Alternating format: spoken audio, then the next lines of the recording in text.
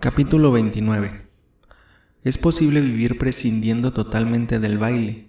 Se conocen casos de jóvenes que han pasado muchos meses enteros sin asistir a ningún baile ni a nada que se le pareciera, sin sufrir por ello ningún daño ni en el cuerpo ni el alma. Pero una vez se ha empezado, una vez se ha sentido, aunque sea levemente, el placer de girar rápidamente al son de una música, es difícil renunciar a la tentación de pedir que se repita.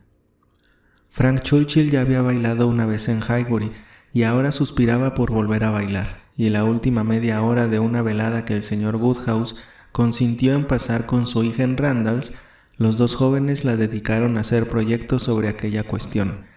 La iniciativa había sido de Frank, así como el mayor interés en conseguir lo que deseaba, ya que ella prestaba gran atención a las dificultades y consideraba que debía ser algo digno y adecuado a las circunstancias. Pero, a pesar de todo, Emma tenía tantos deseos de volver a demostrar lo maravillosamente que bailaban el señor Frank Churchill y la señora Woodhouse, algo de lo que no tenía que enrojecer al compararse con Jane Fairfax, y también tantos deseos simplemente de bailar, sin que contara el maligno aguijón de la vanidad, que le ayudó primero a medir el salón en que estaban para saber cuántas personas podrían caber allí, y luego a tomar las medidas de la otra sala de estar, con la esperanza de descubrir, a pesar de todo lo que el señor Weston podía decirles que eran exactamente de las mismas dimensiones, que era un poco más grande. La primera proposición del joven de que el baile que había empezado en casa del señor Cole debía terminar en aquella casa, que se reunirían las mismas personas que la vez anterior y que la encargada de tocar el piano sería la misma, halló la aprobación más inmediata. El señor Weston acogió la idea con gran entusiasmo y la señora Weston se comprometió gustosamente a tocar durante todo el tiempo que ellos quisieran dedicarse al baile, y acto seguido se aplicaron a la grata tarea de calcular exactamente cuáles serían las parejas, y a destinar a cada una de ellas la porción de espacio indispensable. Usted, la señorita Smith y la señorita Fairfax serán 3 y las dos señoritas Cox 5, repetía Frank Churchill una y otra vez. Y por otra parte están los dos Gilbert, Cox hijo, mi padre y yo, y además el señor Knightley. Sí, seremos lo suficientes para divertirnos. Usted, la señorita Smith y la señorita Fairfax serán 3 y las dos señoritas Cox 5, y para 5 parejas habrá mucho espacio. Pero no tardó mucho en cambiar de opinión. Bueno, no sé si habrá espacio suficiente para 5 parejas, casi me parece que no. Y poco después de todo, por 5 parejas no vale la pena organizar nada. Si uno piensa con calma en lo que eso significa, 5 parejas no son nada. No va a salir bien invitando solo a 5 parejas. Ha sido una idea que se nos ha ocurrido en un mal momento.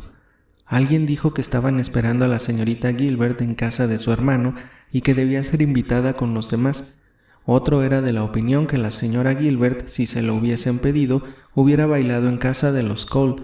Se habló también del hijo menor de los Cox, y por fin, después de que el señor Weston hubiese nombrado a unos primos suyos que también debían ser incluidos en la lista, y de otra amistad suya muy antigua a la que no podía desairar, se llegó al convencimiento de que las 5 parejas serían por lo menos 10, y empezaron a hacerse curiosos cálculos acerca de las posibilidades de meter a toda aquella gente en el salón. Las puertas de las 2 salas se hallaban enfrente la una de la otra.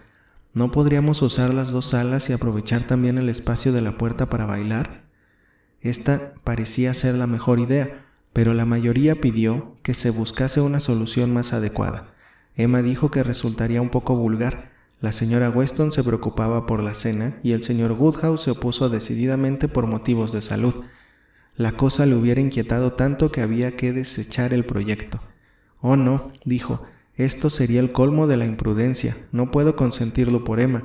Emma no es una muchacha fuerte. Iba a pillar un resfriado terrible. Y la pobre Harriet también. Y todos ustedes igual. Señora Weston, tendría usted que guardar cama. No les deje hablar de disparates como este. Por favor, no les deje hablar de estas cosas. Ese joven», dijo bajando la voz, «no tiene ni pizca de seso. No se lo diga a su padre, pero ese joven no rige bien. Toda la tarde, a cada momento está abriendo las puertas y las deja abiertas sin ninguna consideración. No piensa en las corrientes de aire, y no quiero indisponerme con él, pero le aseguro que ese joven de seso tiene muy poco». La señora Weston quedó muy apenada al oír estas frases de reproche. Sabía la importancia que tenía e hizo todo lo que pudo para disipar sus aprensiones. Se cerraron todas las puertas, se abandonó el proyecto de comunicar las dos salas y se volvió de nuevo al plan primitivo de bailar tan solo en el salón en el que entonces se encontraban. Y con tan buena voluntad por parte de Frank Churchill que el espacio que un cuarto de hora antes apenas se consideraba suficiente para 5 parejas, se intentó convertirlo en holgado para 10. Hemos sido demasiado generosos, dijo. Concedíamos mucho más espacio del necesario. Aquí 10 parejas caben perfectamente. Emma protestó. Sería un gentío horrible. No hay nada peor que bailar sin espacio para moverse. Sí, cierto, replicó él muy serio. Sería horrible. Pero siguió tomando medidas y por fin terminó diciendo: a pesar de todo, creo que 10 parejas tendrían espacio más que suficiente. No, dijo Emma. Sea usted un poco razonable. Sería horroroso estar tan apretados. No hay nada más desagradable que bailar rodeado de mucha gente, y ese gentío en un sitio tan pequeño. Desde luego, eso no puedo negarlo, replicó. Estoy totalmente de acuerdo con usted. Ese gentío en un sitio tan pequeño. Señorita Woodhouse, tiene usted el don de describir muy gráficamente las cosas en muy pocas palabras. Exquisito, verdaderamente exquisito. Sin embargo, después de haberle dado tantas vueltas, cuesta mucho dejarlo correr. Mi padre se llevaría una decepción y, en resumidas cuentas, aunque no sé muy bien por qué, yo más bien soy de la opinión de que 10 parejas cabrían perfectamente aquí dentro. Emma se dio cuenta de que sus galanterías no eran muy espontáneas y que él opondría resistencia antes de renunciar al placer de bailar con ella, pero aceptó el cumplido y olvidó todo lo demás. Si alguna vez llegaba a pensar en casarse con él, valdría la pena detenerse a pensar con calma y tratar de calibrar el valor de su inclinación por ella, y de comprender las características de su temperamento, pero para todos los efectos de su amistad, el joven era más que suficientemente amable. Antes de las 12 de la mañana del día siguiente, Frank Churchill llegaba a Hartfield y entró en la sala exhibiendo una sonrisa tan agradable que demostraba bien a las claras que no había abandonado su proyecto. Pronto se vio que venía a anunciar alguna idea feliz. Bueno, señorita Woodhouse, empezó a decir casi inmediatamente, confío que la afición que usted siente por bailar no ha desaparecido por completo con el terror que le inspiran las reducidas dimensiones de las salitas de la casa de mi padre. Traigo una nueva proposición acerca de este asunto. Ha sido una idea de mi padre que solo espera su aprobación para ser puesta en práctica. ¿Puedo aspirar al honor de que me conceda usted los 2 primeros bailes de esta pequeña velada que pensamos que podría celebrarse no en Randalls, sino en la hostería de la Corona? ¿En la Corona? Sí, si usted y el señor Woodhouse no ven ningún obstáculo, y confío en que no, mi padre espera que la amabilidad de sus amigos que le honren con su visita en la hostería. Allí puede ofrecerles más comodidades y una acogida no menos cordial que en Randalls. Ha sido idea suya. La señora Weston no ve ningún inconveniente, con tal de que ustedes estén de acuerdo, y esta es también nuestra opinión. Oh, tenía usted toda la razón. 10 parejas en cualquiera de las 2 salas de Randalls hubiera sido algo realmente insufrible.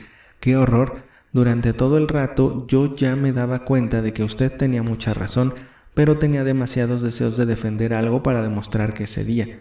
¿No le parece una idea mucho mejor? ¿Está usted de acuerdo? Confío en que dará usted su consentimiento. Me parece que es un proyecto al que nadie puede poner reparos, si no los pone el señor y la señora Weston. A mi modo de ver es espléndido, y por lo que a mí respecta, estaré contentísima de... Sí, creo que era la única solución que podía encontrarse. Papá, ¿no te parece una solución excelente?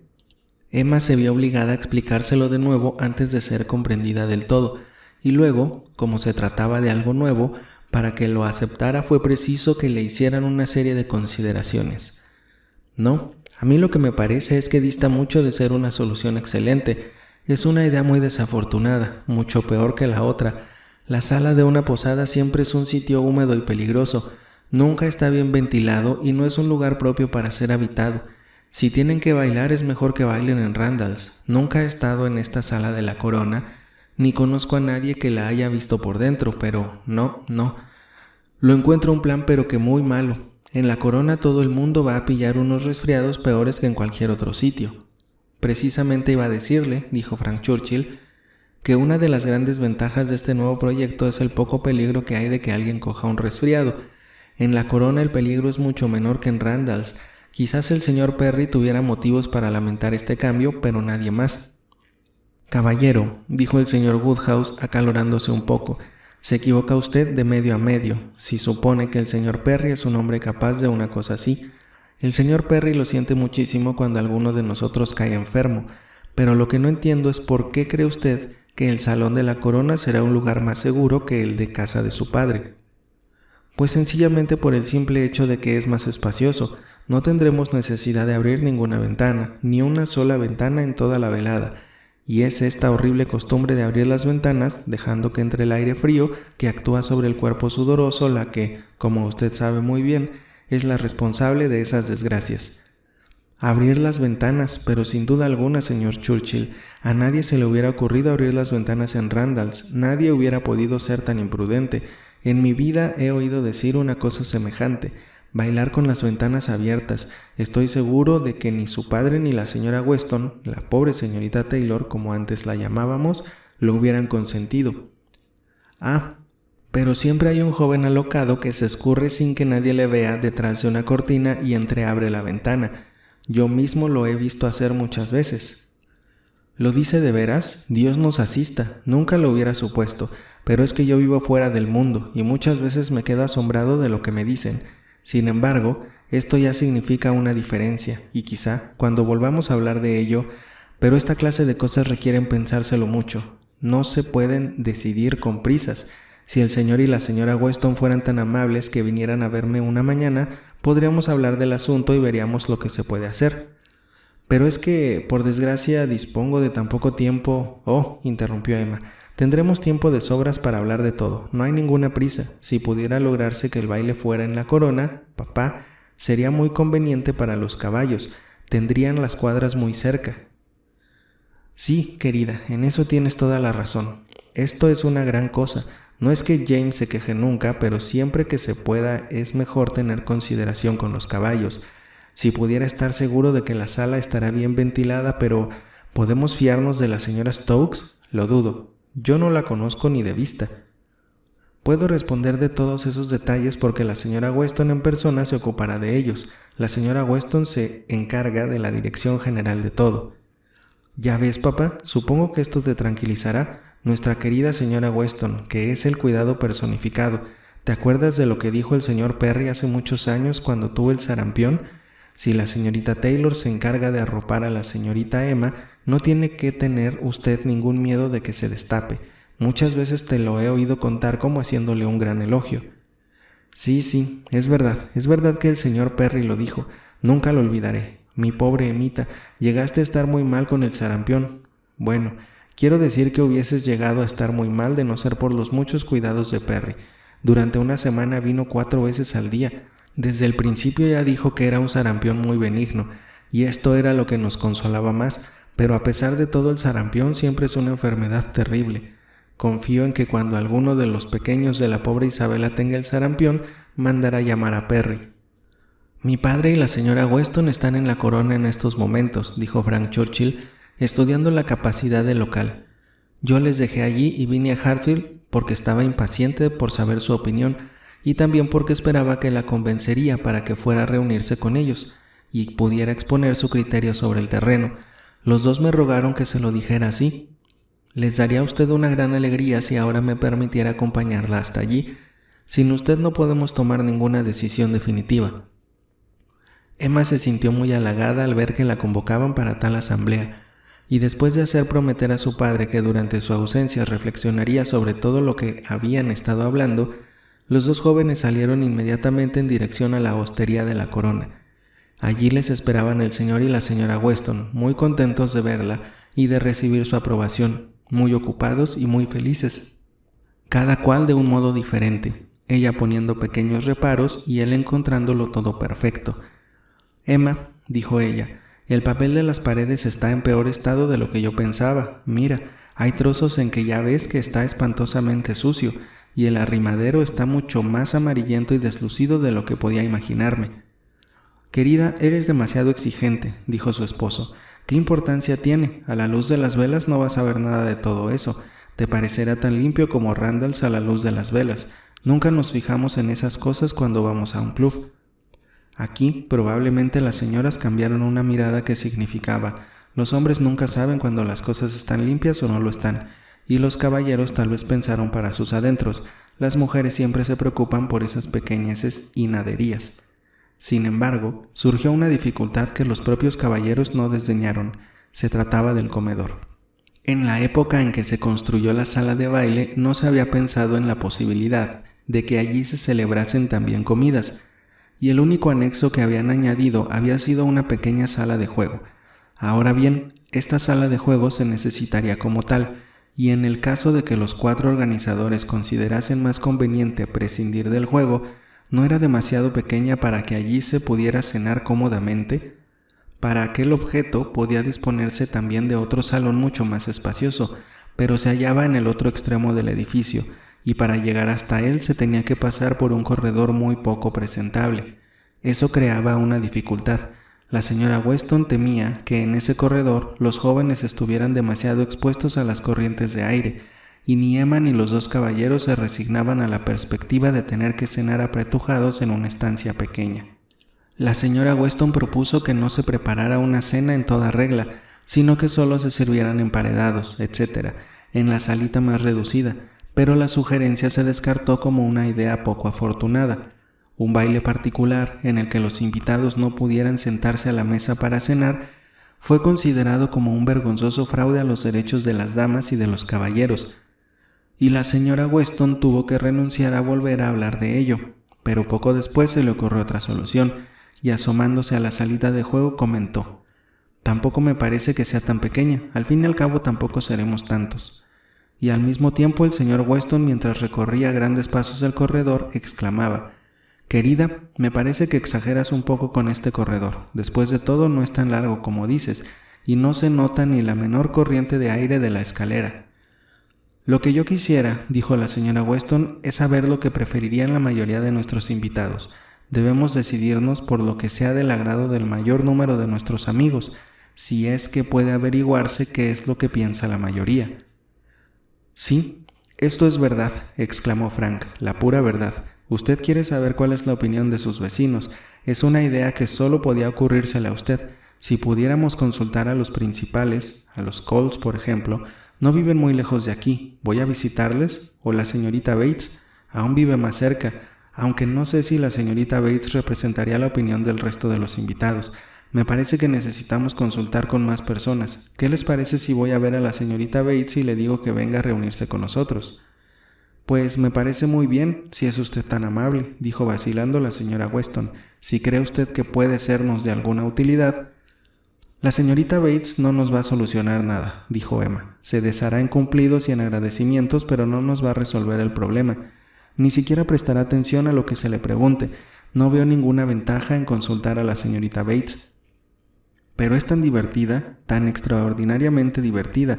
A mí me encanta oír hablar a la señorita Bates y tampoco necesito traer a toda la familia».